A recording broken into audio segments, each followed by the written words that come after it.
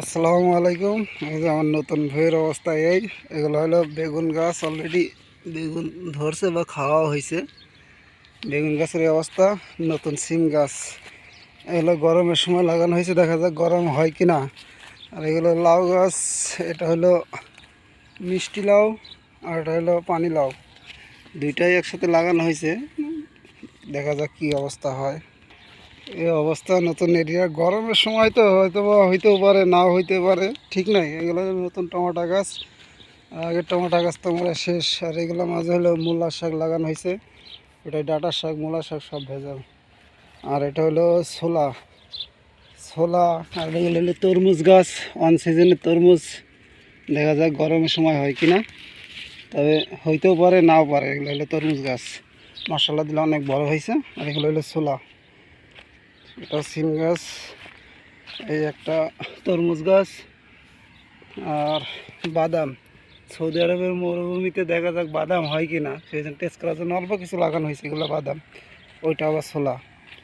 এই একটা আছে তরমুজ গাছ, আর এটা হলো, এটাও তরমুজ গাছ। আর হলো মিষ্টি লাউ, এটাও মিষ্টি লাউ। তখন মাসাল্লাহ দিলে অনেক বড় হয়েছে, অল্প কিছুদিনের ভিতরেই ফুল আসবে আর কি।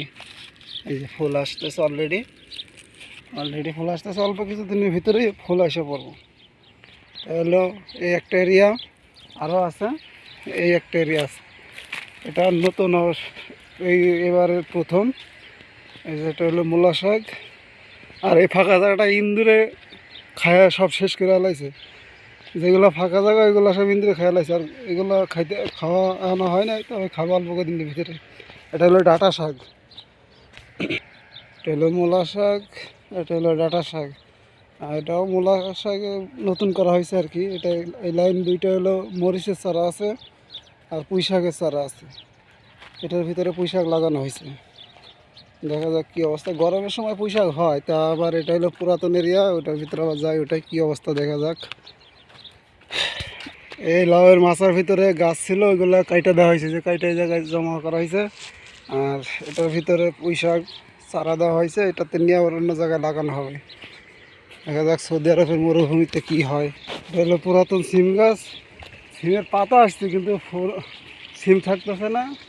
এটা হলো ডাঁটা শাক। এটা হলো পুরাতন লাউ গাছ। মাসাল্লাহ দিলে এখনো লাউ আছে, কি অলরেডি, যে ইন্দুরে খাইতেছে।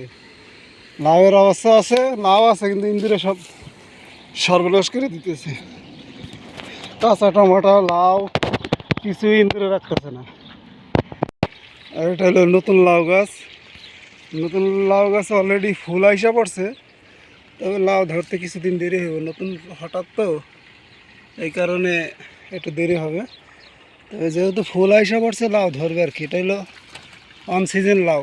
গরমের সময় সৌদি আরবের মরুভূমিতে এমনিতেই যে গরম, 46 ডিগ্রি তাপমাত্রা অলরেডি শুরু হয়েছে, 46-45 তাপমাত্রা।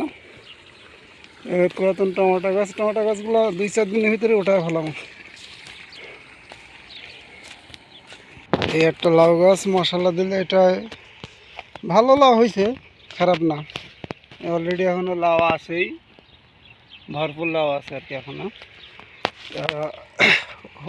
এখনও কুরবানি ঈদ পর্যন্ত পাওয়া যাবে লাউ এটার ভিতরে।